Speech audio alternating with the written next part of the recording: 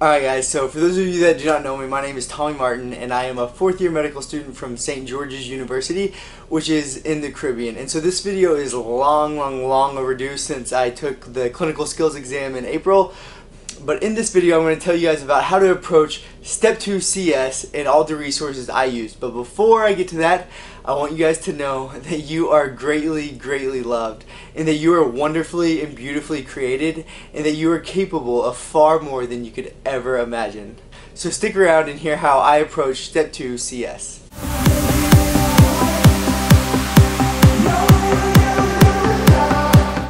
So before I get into talking about this exam and all the details of this exam, just please be encouraged.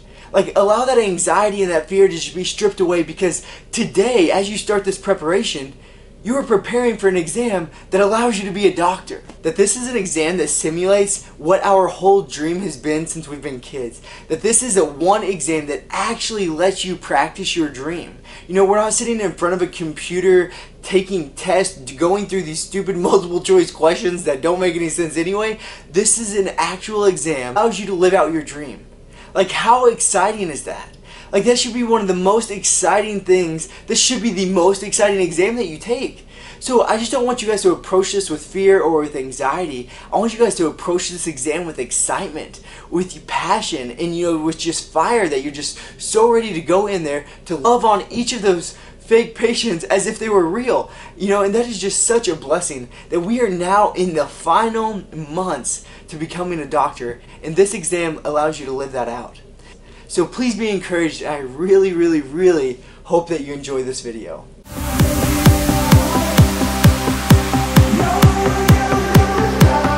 Alright guys, so let's get right to this. So what is the CS exam? So the Step 2 CS is the clinical skills exam that you take in your 3rd or 4th year of medical school.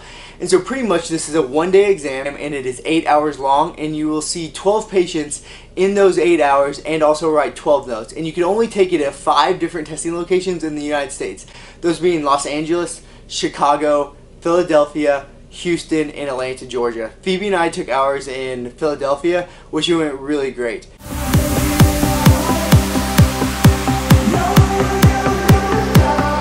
Before we get to what the exam exactly consists of and how it's graded, let's just go over a couple house cleaning things. So the very first thing is make sure that you schedule your exam early. In your 3rd year of medical school, you're going to be crazy busy and you're just kind of stressed out, not knowing what to do with clinical rotations. You don't have time for anything else. What do you do? Well, make sure you get on top of scheduling your exams. CS is very hard to get scheduled because the dates just book up really fast. And so I had some of my buddies that didn't get to take their exams till really late. So really make sure you stay on top of it and schedule your exam as quickly as possible. Now, I'm not saying don't go through your rotations. I'm just saying make sure you schedule your exam, as soon as you start 3rd year rotation, schedule it towards the end of your rotation so you've had a lot of experience, and just make sure to get it scheduled.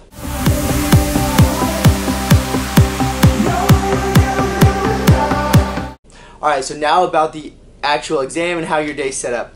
So how your day is set up, as I said before, it is an 8-hour exam, and so you're going to be seeing 12 patients broken down into 4 different blocks. And so you're going to get there, they're going to do a little orientation, and then you're going to see 3 patients. So it's going to be a 15-minute encounter, and then you have 10 minutes to write your note. Then you'll see another patient, it'll be a 15-minute encounter, 10 minutes to write your note. Another encounter, 15-minute encounter, and then you have 10 minutes to write your note, and then you get a 10-minute break. And then you'll do that whole process again, and then you get a 30-minute lunch. You do that whole process again, one last 10-minute break, you do that whole process again, and you are done with your 12 encounters, your 12 patient notes, and you are good to go. So that is how your day is broken down, and you're allowed to bring any kind of snacks that you want. I brought different kind of snacks. I think I just brought my regular foods that I eat every single day just because that's what I eat throughout the hospital, so I might as well stick with the same things. But they also give you coffee, lunch, like sandwiches, chips, hummus, things like that, and different drinks. So they do feed you while you are there. So that is pretty much how the day is broken down. And to touch on one other thing about the exam is it goes by very fast. Even when you're practicing, which I'm going to talk about in a minute, you do practice quick, but it goes by even quicker. You start the day and then those 8 hours are just gone just like that, and you're like, holy cow!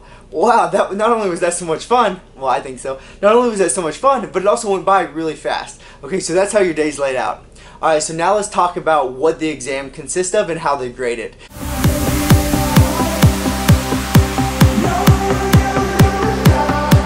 So how they're graded is based off 3 different parameters. So you're going to have the CIS, which is your communication and interpersonal skills. So this is just how do you communicate? Are you a good people person? Can you talk with the patient? Can you relate to the person? Can you relate to the patient? Do you show good empathy? You know, so all those things about being a good person, that's really where this comes in. You know, loving on the patient. And my best advice for this section, the CIS, is just treat every patient as if they are one of your loved ones. As in that when you walk through those doors, you're looking across from your mom, your brother, or your sister, and you're going to love on them unconditionally and endlessly, and that should, you know, get you all the points you need in that section, which there are certain questions and different things that you have to do, but you'll learn that in a board review book. My best advice, love on them as you love your significant other or a family member, and you'll do great on that section. So the next section I thought I would struggle with a little bit because my English and grammar is terrible, but it's spoken English proficiency, so the SEP part that they grade you on. Okay, so this is pretty much just how well you can speak English and that, you know, the patient can understand you and you could just have a good dialogue without having too many interruptions or anything. And then the last section that they grade you on is the ICE encounter, which is the integrated clinical encounter. So this is how you conduct your interview and how you do your physical exam, and make sure you go through your physical exam and then also writing your note that you have to do after each encounter. And so just a little bit on the physical exam is just make sure you do the main system. Whatever their chief complaint is, if they come in with cough, you're doing a respiratory exam. But then also, if you have time, make sure you do a secondary exam just to make sure, you know, you cover your bases. So for sure, no matter what, one primary system, and then you're going to do a secondary system. And so those are the 3 ways that you're graded upon. And you can mess up on any of the 3 and still pass. So just make sure, you know, if you mess up on one part of it or you don't think you're doing too well, just brush it off and keep going strong, because you're graded on a whole. You're not graded just by this section. Like, one bad encounter does not ruin you for the whole exam, so do not even think about it. If you have a mess up, or if you forget a differential or whatever it is, let it leave your mind immediately, because you have so much time and so many more encounters to make it up with. So please do not worry if you mess up just a little bit on one of the encounters.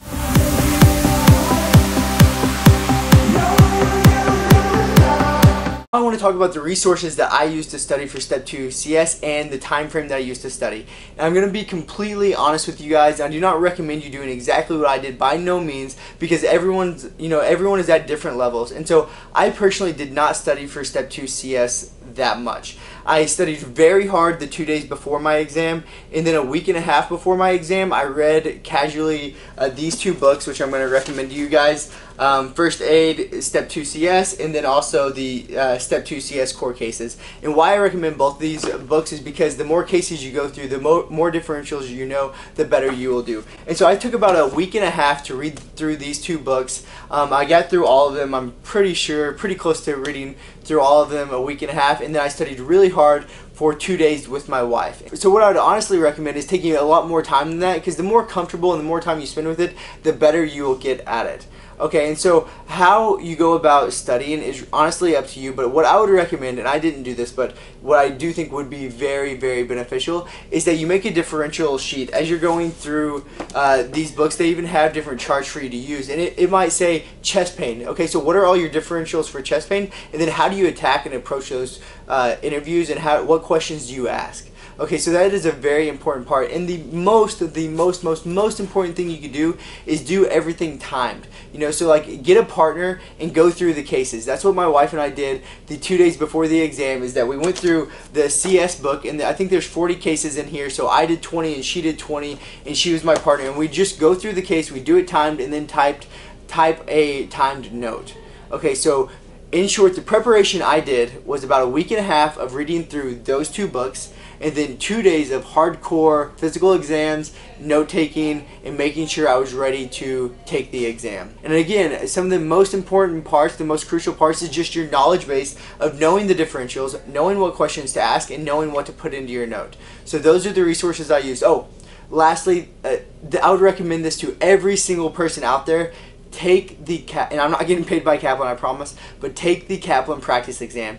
It is so beneficial, because it is set up exactly, and I mean exactly like the real exam, so it feels like you've already taken it before. The cases will be different, but the setup is exactly the same. So make sure you take the Kaplan practice exam. For us, coming from SGU, I believe it was around $300. I don't know how much it is otherwise, but it was definitely worth it. I'd say that was the best preparation I did throughout the whole thing, And then also at Kaplan, also, when you are at Kaplan and you take their one-day course, it gives you this breakdown. So it kind of tells you exactly what you need to work on, how every encounter went, if you asked the right questions, and how you were graded. And it kind of tells you if you would pass or not as well. So I would highly recommend the Kaplan course.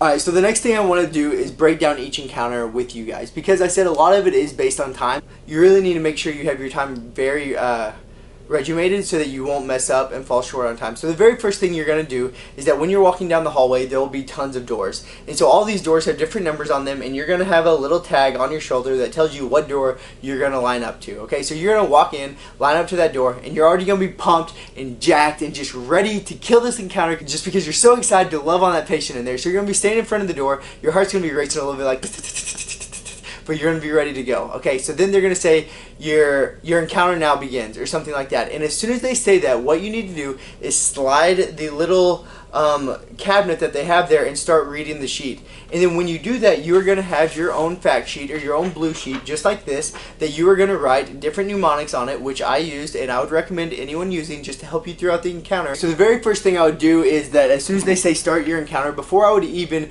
read the fact sheet, I would make sure to write on my blue fact sheet the mnemonics that I've just kind of ingrained into my mind to make sure I do not miss anything on the history taking. Okay, so the very first thing you do is divide your paper in 4 different boxes. And why you're going to do that is because up here you're going to put HPI, down here you're going to put your past medical history, here you're going to put your review of systems, and then down here you're going to put 3 differentials, and then I actually divide this box in 2 so I can put any additional notes that I think are important here. Okay, so let's go back to the HPI. So again, this is right before you walk into the room, you're going to write down your mnemonic. So I put the chief complaint, and then for the HPI I use SIQORA, so SIQORA, and then DOCPAAA, DOCPAAA.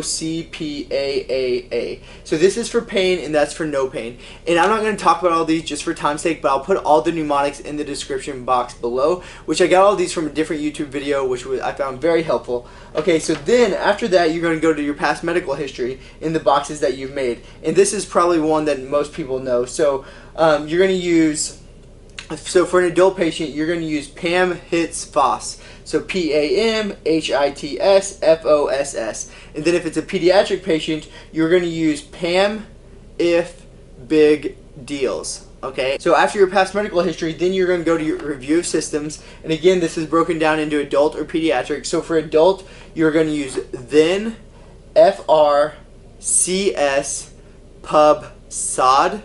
And then for pediatrics, you're going to use fever, CUDS. Okay, now I know that seems like a lot of mnemonics just to make sure you get all the history down, but this, after you do it through a couple times, it honestly just comes ingrained into your mind. It'll become much, much, much easier, and make sure you do not miss anything with your history taking.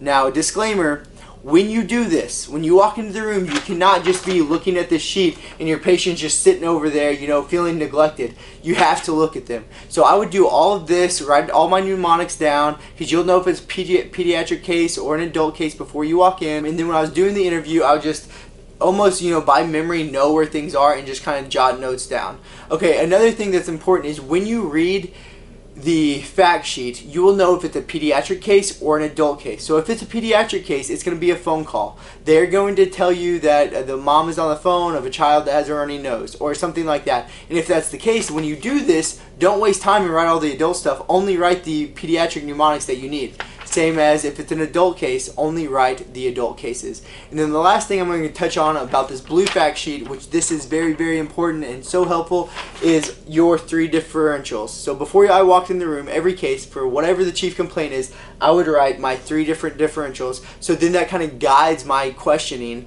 when, you know, I'm doing the interview. So such as if a woman that had been on an airplane comes in with leg pain, that's going to, you know, lead me to ask, you know, how long was the flight? Are you on oral contraceptives? Different things like that to help you rule in and rule out different things throughout your interviewing process, okay?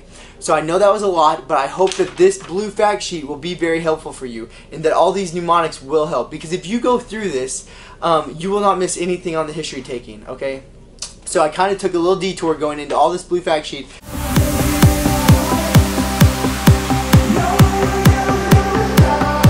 So let's go back to the beginning. At the very beginning, you're going to slide open that door. You're going to write down all your mnemonics on your blue fact sheet. After you do that, you're going to read through the case and you're going to put down your 3 differentials and you're going to walk in the door. That should take anywhere from a minute to 2 minutes. Okay, now you have to introduce yourself. When you walk into the room, be as happy as possible. Remember, I said that's your loved one that you're walking in to see. So you're going to walk in and you can introduce yourself as doctor. I did, because we're going to be a doctor in 10 months. So just go ahead and be ready for it. So walk in the room and be like, knock, knock, knock. Hello, my name's Dr. Martin. Nice to meet you. What's your name? Blah, blah, blah. Okay, what would you like me to call you by? Oh, well, great. Is it all right if I sit here? Yes, okay, perfect. Shake their hand, introduce yourself. You do not have to wash your hands as you first walk in. You do that before the physical exam. Okay, so now that you've introduced yourself, you have a great rapport with the patient already because you're loving them as they are, your own loved one, then you're going to conduct the interview and start with the history of presenting illness. So, Mr. So-and-so, what brings you in today? And just another little disclaimer is that when you're introducing yourself, you don't want to, or when you're walking in the room, you don't want to go 100 miles an hour. Like, and that's hard for me because I'm just always amped up, excited, and happy. But you know, the patient might have cancer or whatever it may be, so they might be in a little lower of a mood. Now, I'm not saying don't be excited and loving and things like that, but just kind of change your tone a little bit to match theirs. That's very important as well. Okay, so then you're going to do the HPI. Now, the HPI should take anywhere from 3 to 4 minutes. And then after that, you want to do the past medical history and all the other questions. You know, the PAM-HITS-FOSS. Now, that should take anywhere between 4.5 minutes. So now we're at 1 minute, 3 minutes, and 4 minutes. So right now we're at 8 minutes. So that means you have 7 minutes left. So now it comes to the physical exam. The physical exam should take no more than 4 minutes because you're only, this is focused, right? Focused history, focused physical exam. So you want to do 4 minutes of a physical exam, the primary system, and then the secondary system. And then, if you have to cut the physical exam short, cut it short because the last part, the closing, is very, very, very important. So in closing, this is like a very, very good part to get a lot of points. So you really need to be able to tell the patient what you believe they have in medical terminology, okay? But once you tell them in medical terminology, then you have to explain it in layman terms so that they know what you're talking about. And then after that, you're going to tell them the workup. So how are you going to diagnose them? How are you going to make sure that this is what they have? And then you're going to explain all these things. You cannot say MRI and CT without explaining it. You need to say those words, but then say, okay, so we're going to do a CT scan, and pretty much what that is I'm going to be taking a lot of pictures of your abdomen or your belly so I can see exactly what's going on. That helps us visualize your internal organs and make sure there's no masses or lesions there. Okay, so whatever diagnostic test you're going to use, make sure you explain it as well. And then the ending, you need to console them and ask them if they have any other questions or any other worries. So this is a great time to show empathy, love, and respect for the patient and just really try to console them in whatever it is that you're diagnosing them with. Okay, and again, that should take anywhere from 3 minutes. So quick recap, take 1 to 2 minutes to write out your mnemonics and read their sheet. You're going to take 3 minutes to take the HPI. You're going to take 4 minutes to do the past medical history. You're going to take 4 minutes to do the physical exam, and you're going to do 3 minutes to closing. And that should hit you right around 15 minutes. You're going to walk out of the room with tons of confidence. You're going to tell the patient that it was so nice to meet them and that you'll take the best care of them, and then you're going to walk out of that room and go write your note.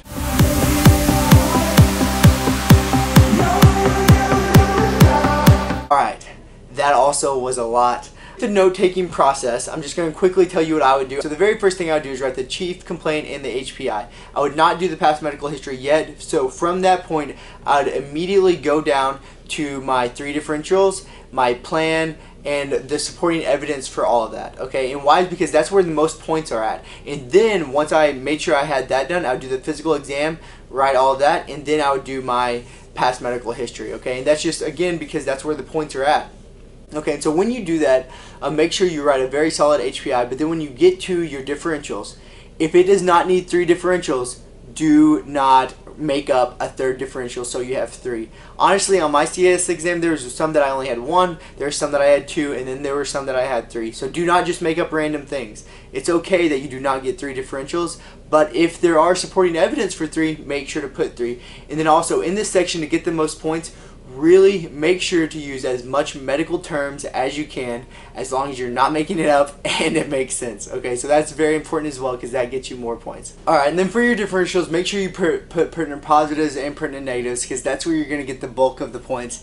And then just make sure you write a good plan and you are ready to go. Alright guys, so I believe that is pretty much all I have to say about Step 2 CS. Now I am going to do a follow-up video telling you about my personal experience, how the exam day went, and what I scored. So I will show you guys my exact score sheet, how it was graded, and what I scored on all of it, just to help you guys out, which I already did get my grade back, and I did pass, so you guys can take this advice and know that I did pass, okay? And so that will be in a coming up video. So a couple of last things I want to say is, one, if I didn't cover something that you'd like me to talk about, just please let me know, comment below, and I'd be more than happy to help out in any other way that I can. And then also, if you've enjoyed this video, would you please give it a thumbs up, share it with your friends, and subscribe to my channel. So I just want to touch on one last thing before I end the video, and that's what I said at the beginning. I hope you guys enjoyed this video, and I hope it's very helpful, but please, please, please, even with all this stuff that I just threw at you guys, do not allow anxiety, stress, or fear to creep in. Remember that you are in the final months of accomplishing your dreams. Allow this exam just to propel you even more forward with more motivation and ready to attack your dreams with everything you have. Alright, if you guys need anything else, please let me know, and make sure to subscribe to my channel so you can see me revealing my CS scores, how to study for Step 2 CK, and my Step 2 CK scores. Okay, I love you guys dearly, and please do not forget that you are greatly, greatly loved, and that you are wonderfully and beautifully created, and that you are capable of more than you could ever imagine. Keep attacking your dreams with endless love and relentless passion. Go crush Step 2 CS. And love on every patient you see, whether they be fake or a real patient. God bless, guys.